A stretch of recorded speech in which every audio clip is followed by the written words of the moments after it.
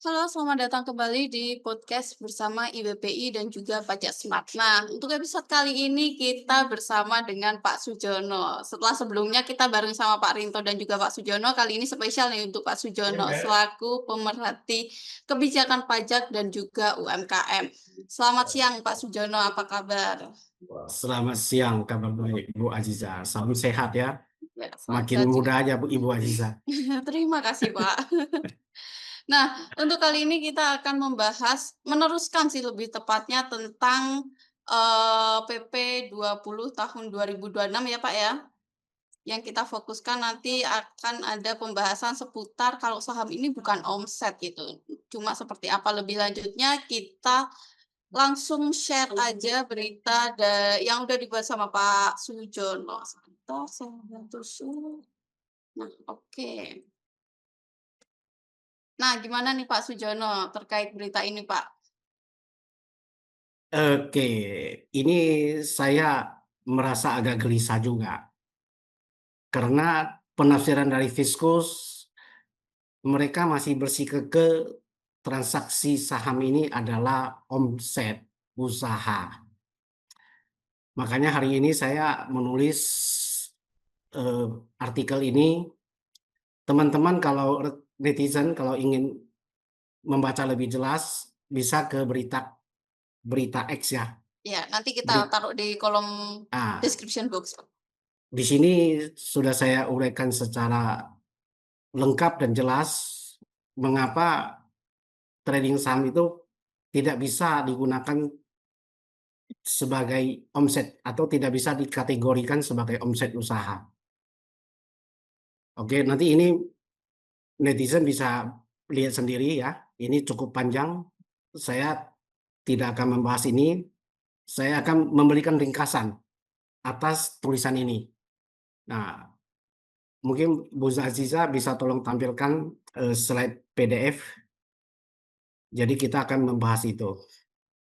Saya akan menguraikan secara ini daripada membaca itu panjang sekali, 7 halaman itu berita situ. Nah, kalau yang ini mungkin rangkumannya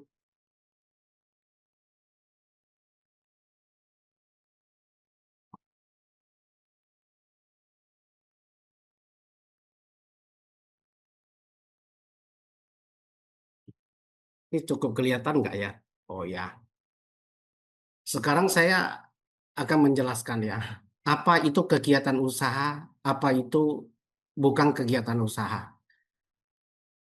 Pola kegiatan usaha biasanya begini, ada pelaku usaha, lalu dia menawarkan barang dan jasa kepada pelanggan atau konsumen, dan kemudian memperoleh omset. Setuju ya? Ini karakter kegiatan usaha pada umumnya ya. Nah, lalu pola kegiatan transaksi saham di bursa. Ada investor membeli atau menjual sesuai berharga melalui mekanisme pasar dan memperoleh potensi dividen atau capital gain. Kalau disebut sebagai kegiatan usaha, dia harus setidak-tidaknya secara objektif memenuhi pola kegiatan sebagai usaha yang saya sebutkan di atas. Nah, di sini mungkin sudah clear ya. Lalu saya coba membuat matriks alasan hukum mengapa trading pengelolaan aset investasi pribadi bukan kegiatan usaha. Dasar hukumnya ada ya. Peredaran bruto dalam PP 20 dibatasi hanya untuk penghasilan dari usaha atau pekerjaan bebas. Itu termuat di pasal 58 ayat 1 huruf A. Ya, norma ini tidak berbicara tentang seluruh penghasilan wajib pajak, melainkan hanya peredaran bruto atas penghasilan dari usaha dan jasa sehubungan dengan pekerjaan bebas. Artinya apa? Artinya tidak semua penghasilan final dapat otomatis digabung sebagai omset kalau dia tidak memenuhi syarat pasal 58 ayat 1 huruf A PP 20 ini. Jadi harus ada penghasilan dari usaha atau pekerjaan bebas yang bisa diagregasi sebagai omset. Lalu kita lihat poin kedua. Saham secara hukum adalah efek dan surat berharga. Betul? Itu terdapat di mana? Terdapat di dalam pasal 1 angka 5 Undang-Undang Nomor 8 Tahun 1195 tentang pasar modal. Undang-Undang pasar modal menyatakan bahwa efek adalah surat berharga yang meliputi antara lain saham, obligasi, dan derivatif efek. Ini berarti apa? Ini berarti saham bukan barang dagangan biasa, melainkan instrumen hukum pasar modal. Oke, alasan ketiga, saham mencerminkan penyertaan modal atau kepemilikan. Karakter saham dalam hukum pasar modal dan perseroan. Saham itu mempresentasikan kepemilikan atau penyertaan modal dalam perseroan terbuka. Orang yang membeli saham pada dasarnya menempatkan modal, bukan menjual barang atau jasa kepada konsumen. Nomor 4. Saham secara eksplisit ditempatkan sebagai instrumen investasi pasar keuangan. Dan ini diatur secara jelas di dalam pasal 35 ayat 1 PMK nomor 18 PMK.03/2021. Pasal 35 ayat 1 huruf C. Jadi PMK di huruf C ini menyatakan investasi ditempatkan pada instrumen investasi di pasar keuangan dan salah satunya secara tegas adalah saham. Jadi saham menurut PMK ini adalah instrumen investasi. Artinya apa? Artinya norma perpajakan sendiri menempatkan saham sebagai instrumen investasi, bukan barang dagangan usaha. Poin kelima, hasil saham menunjukkan hubungan hukum investasi, bukan usaha. Pasal 1 angka 18 PMK tadi itu juga ya sama PMK 18 tahun 2021. Dividen didefinisikan sebagai bagian laba yang diterima atau diperoleh pemegang saham. Artinya apa? Artinya penerima dividen berkedudukan sebagai pemegang saham, pemilik modal, bukan pedagang barang atau penyedia jasa.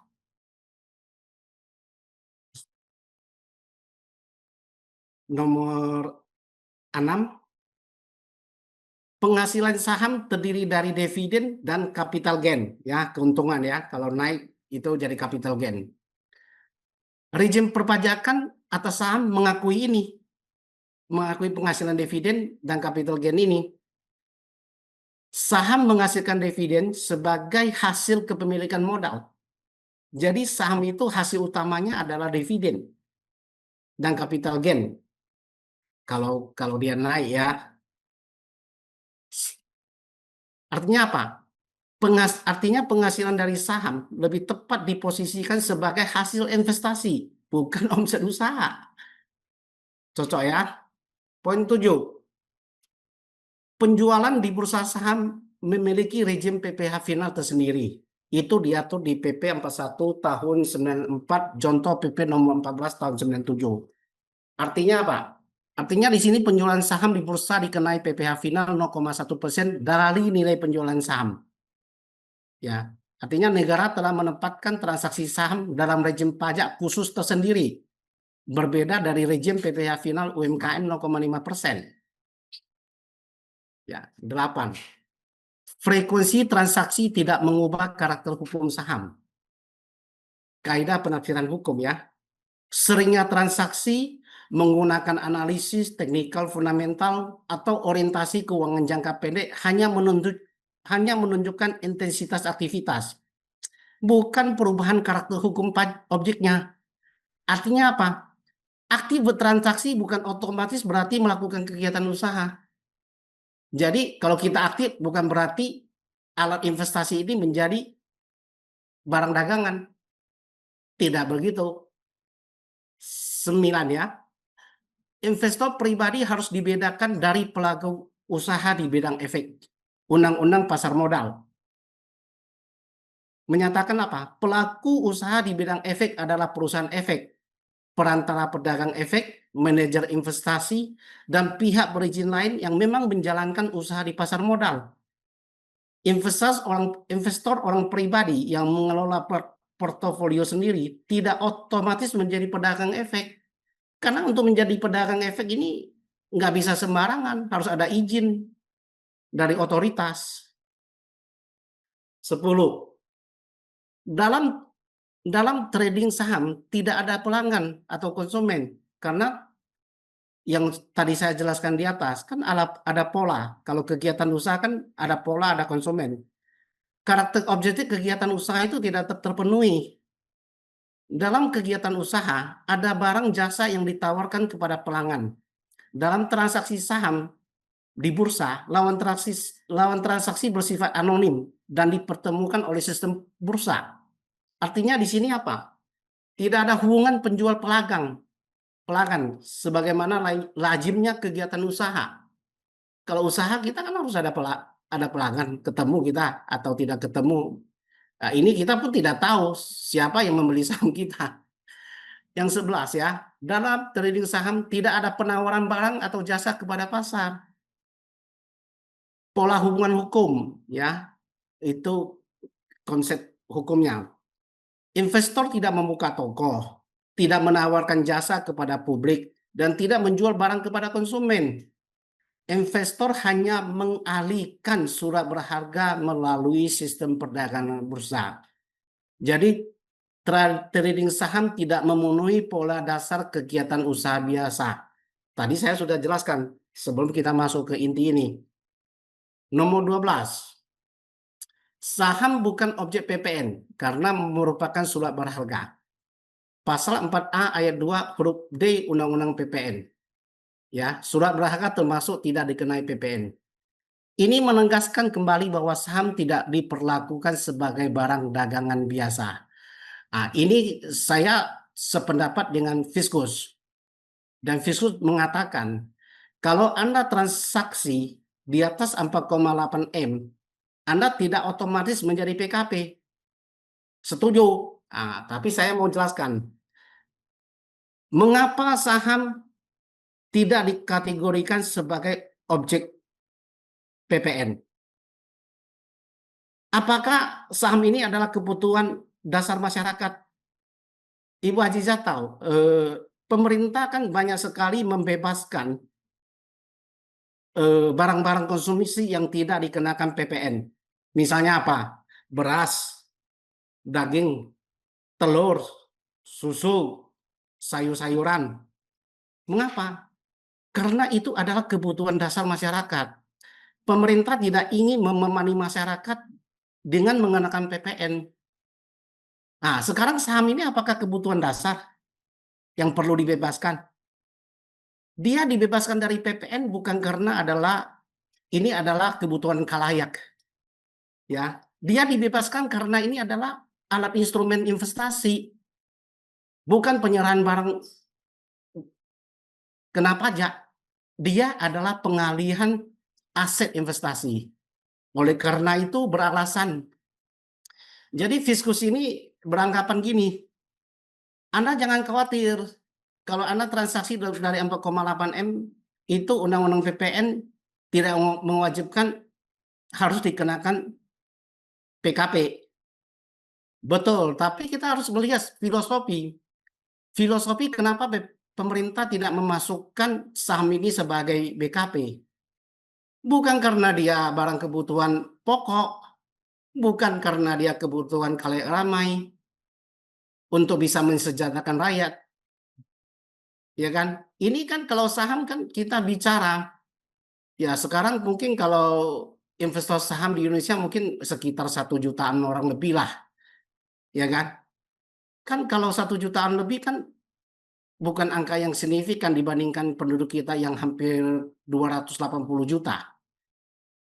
Lalu tidak ada urgensi menganggap saham ini sebagai barang kebutuhan pokok, tetapi semata-mata karena dia adalah aset, instrumen investasi, makanya dia bebaskan.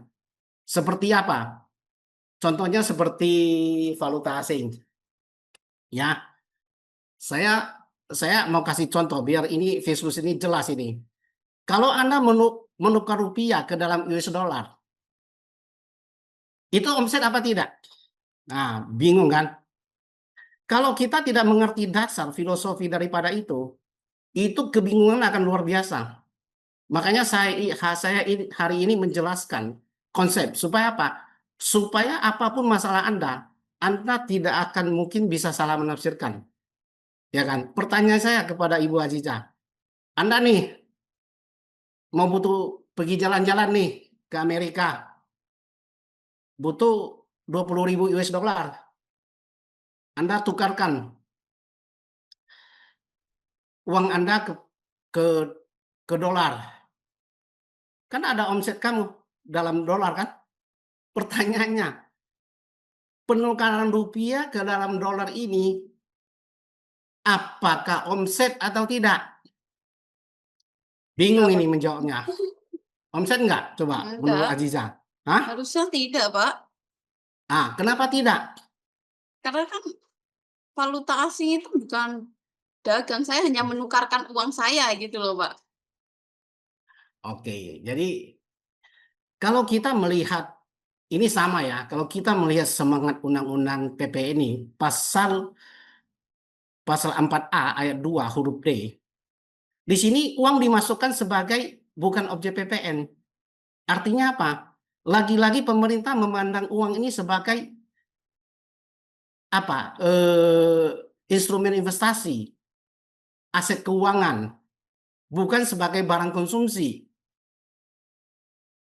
Oleh karena itu, dia tidak kena PPN ya karena alasan itu sebagai aset keuangan, instrumen lindung nilai lah. Misalnya kan tadi pernah Aziza bertanya kepada saya, bagaimana upaya kita mempertahankan harta kita supaya tidak turun?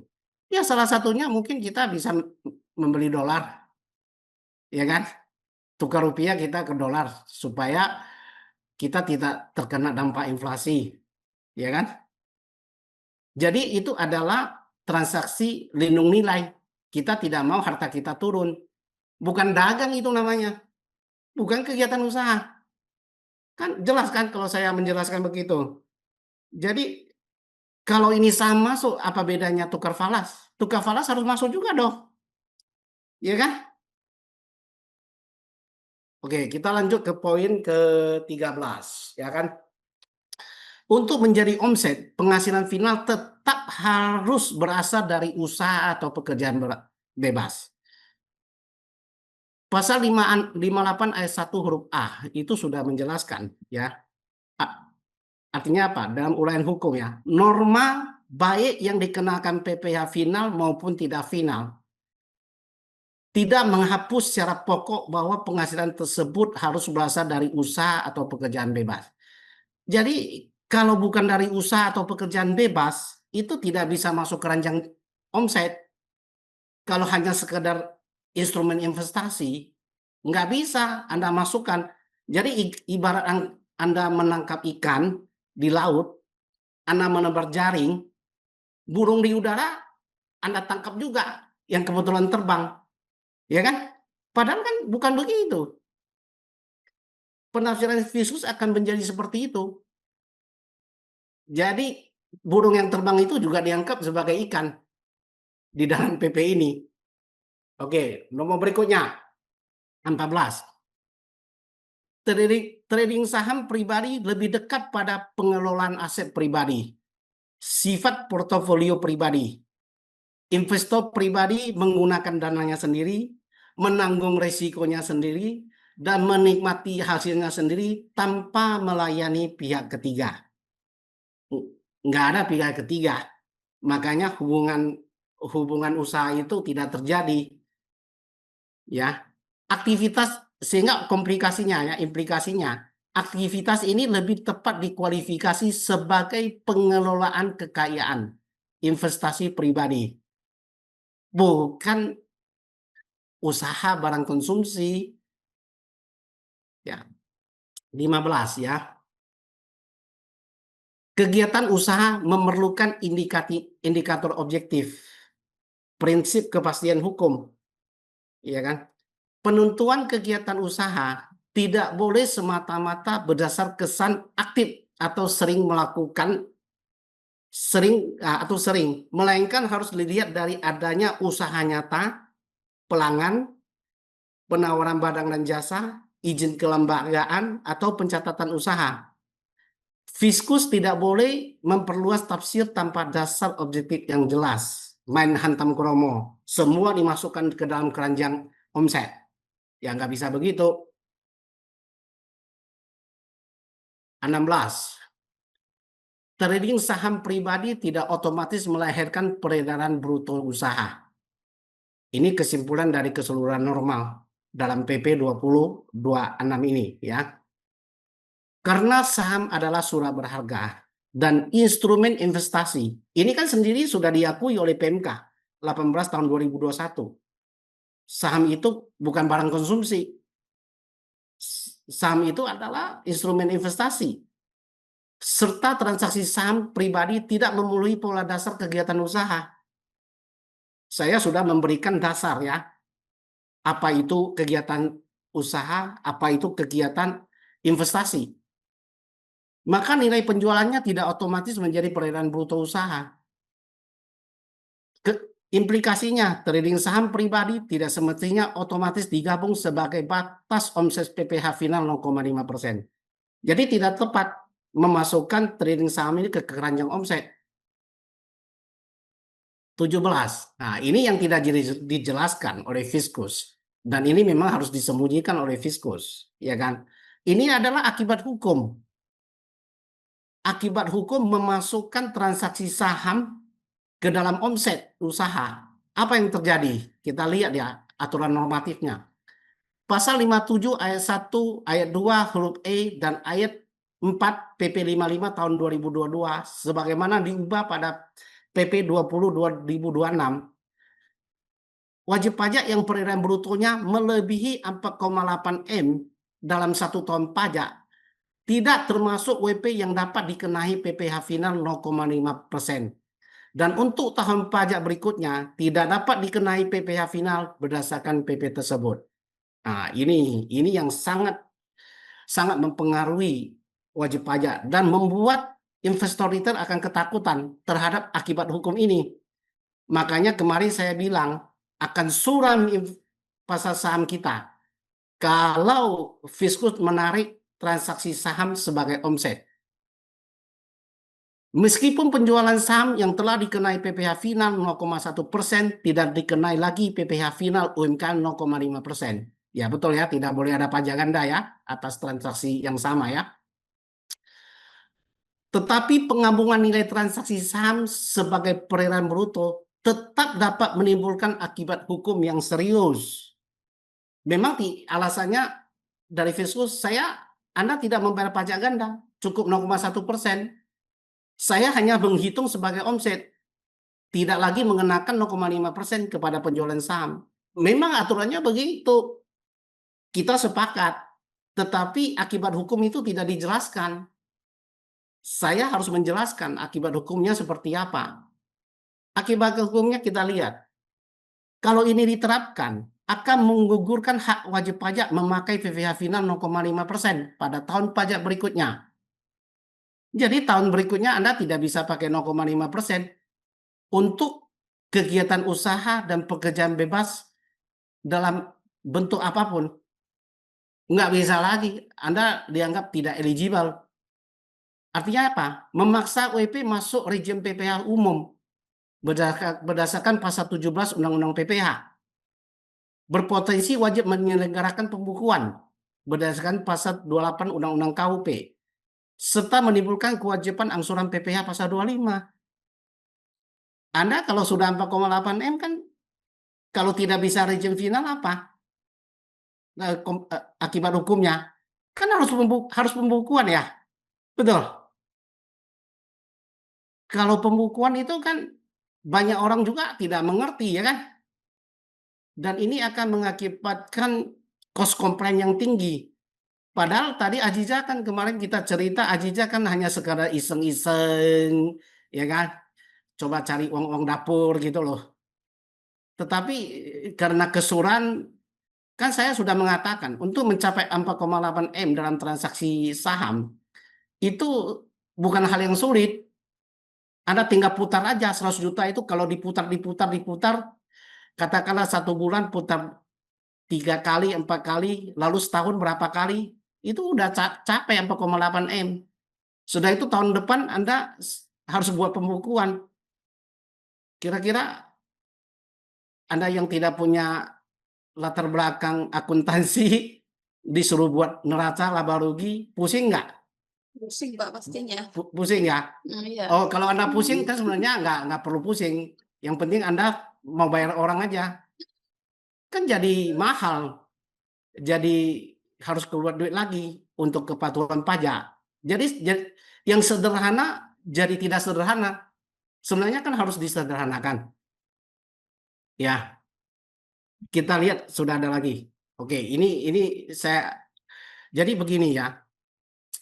Kalau saya sebagai ini Menteri Keuangan kita pasti tidak setuju karena Menteri Keuangan kita itu kan dari dulu adalah dia praktisi pasar modal ya. Pak Purbaya itu sebelum ke LPS Lembaga Penjamin Simpanan dia bekerja di reksadana.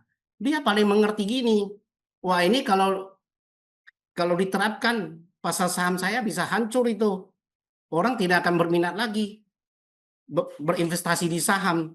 Dan dari dulu istilah yang dipakai adalah investor saham, bukan pengusaha saham. Sekarang Fiskus coba mengubah istilah yang sudah bertahun-tahun berlaku di pasar modal kita sebagai investor saham. Sekarang mau dirubah menjadi pengusaha saham. Dasarnya apa? Loh, dasarnya pakai PP 2026 dengan tafsir yang menurut tafsir dia. Tidak bisa begitu ya. Ini kan hari ini kan semakin terang ya. Kenapa itu tidak bisa dipakai. Dan di dalam konteks karena PMK 18 2021 mengakui saham sebagai alat investasi, makanya dividen yang kita investasikan di pasar modal itu bukan objek pajak jika diinvestasikan dalam masa 3 tahun pajak berturut-turut. Itu kan kata undang-undang, kata peraturan pajak.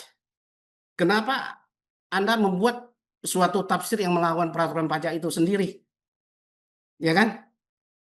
Kira-kira menurut Aziza ini bertentangan atau tidak? Tafsir memasukkan ini sebagai omset. Tangan Pak. Bertentangan sekali. Jadi mudah-mudahan setelah mendapat penjelasan ini, Fiskus juga bisa menelaah kembali. Ya, belum tentu saya 100% benar, belum tentu. Cuman ya inilah alasan-alasan hukum saya untuk menyatakan penafsiran Fiskus itu bertentangan dan sudah terlalu jauh. Anda membuat kekisruan, kekaduan di masyarakat, ya kan?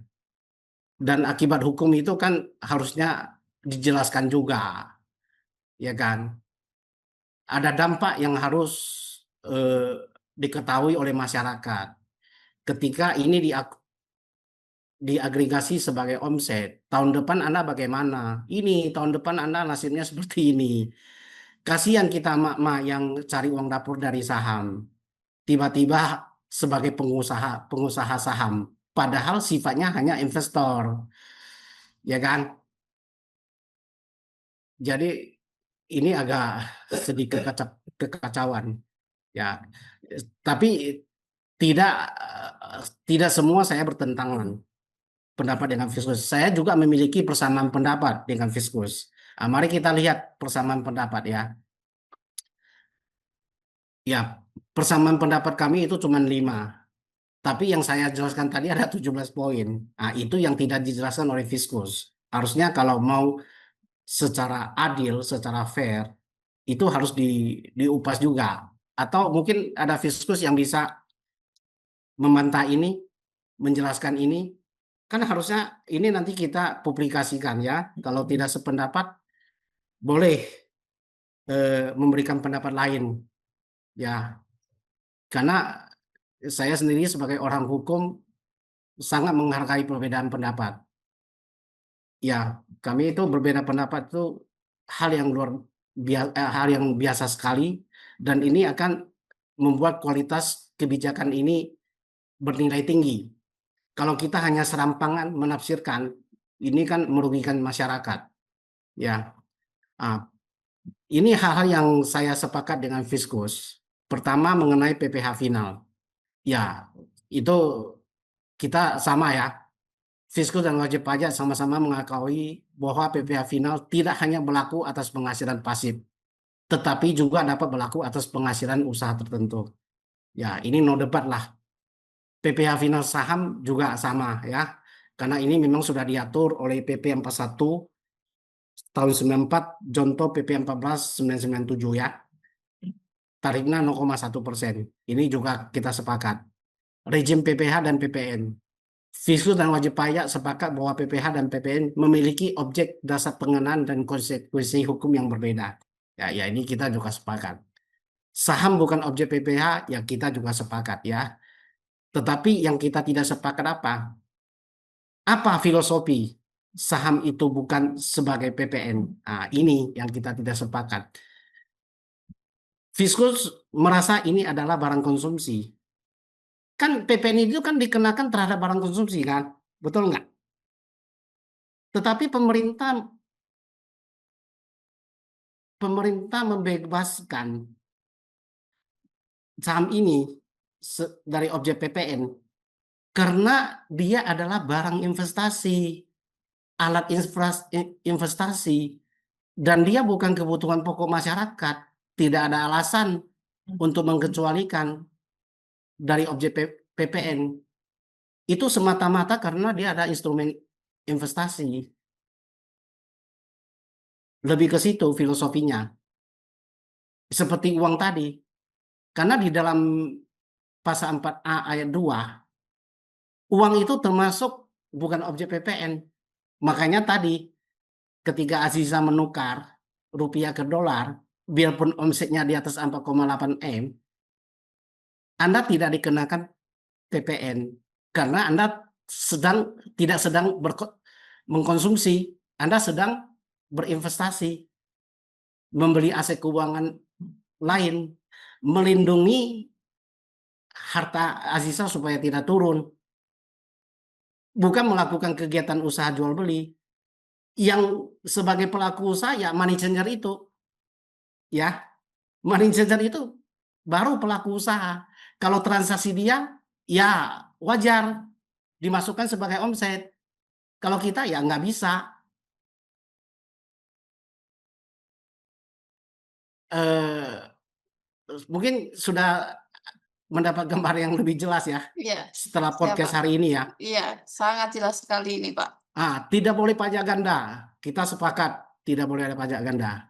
Ya mungkin kalau ada netizen yang ingin berkomentar silakan ramekan, karena saya melihat belakangan ini kan banyak juga yang mencari uang dapur di saham ya.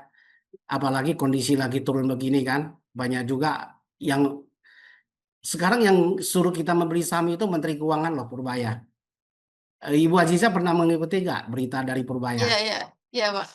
Serok, serok, serok, ini Mhm. lagi turun, serok. Lo serok, serok nanti kena kena omset gimana, Pak? Ya kan? Jadi dia menghimbau kita serok. Anak buah bilang omset. Ya kita nggak berani serok lah, ya Betul. kan? Betul, Pak. Makanya saya bilang ini kalau diketahui Menteri Keuangan Purbaya, wah bisa ngamuk dia itu. Kok anak buah saya kok bisa berantakan begitu penafsirannya? Tidak sesuai dengan tujuan pembentukan PP ini. Jadi sebenarnya kita harus kembali kepada tujuan awal pembentukan PP 20 ini. PP 20 ini kan sebenarnya untuk mencegah pemecahan omset. Karena ada 93.000 PTP di mana WPOP itu untuk menghindari tetap menggunakan 0,5%, dia pecah ke PTP. Nah, itu saya setuju, itu tidak boleh karena itu kan tidak memenuhi keadilan sosial, keadilan vertikal. Keadilan vertikal itu maksudnya apa? Kita yang punya penghasilan besar, ya harus bayar pajak yang lebih besar, ya kan? Itu baru adil. Maksudnya saya penghasilan 5 M. Masa pajak yang saya bayar itu sama dengan yang 1 M? Kan itu tidak adil gitu loh. Nah, jadi mereka mencoba memecah omset ke dalam PTP. Jadi tujuan utama daripada PP 20 ini adalah mencegah jangan omset itu dipecah seperti konsultan pajak supaya dia dapat 0,5%, dia buat PTP.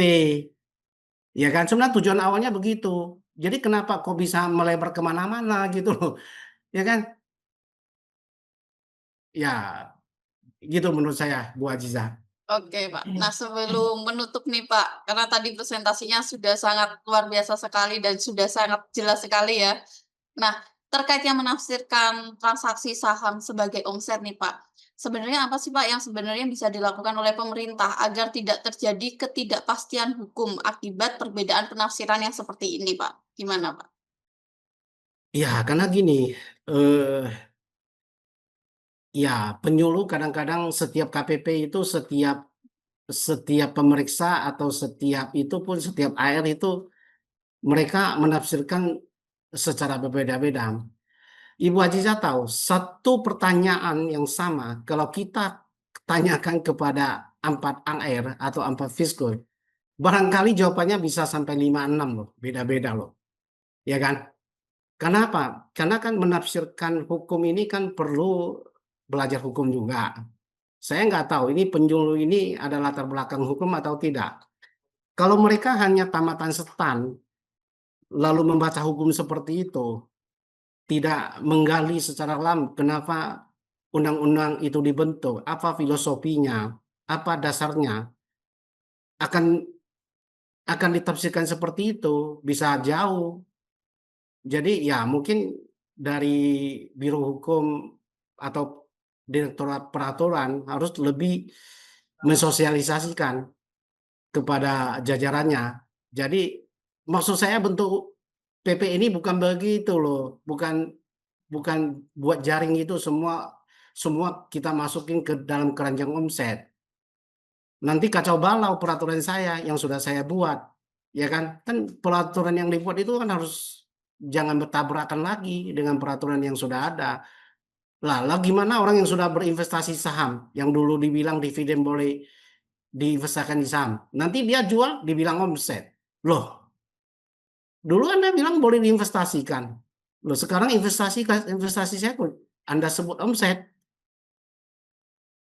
Kalau kalau memang investasi saham itu adalah barang konsumsi ya, bukan investasi, keluarkan dari daftar investasi, harus keluarkan itu, termasuk mungkin surat berharga lainnya, keluarkan, tidak boleh masuk ke situ.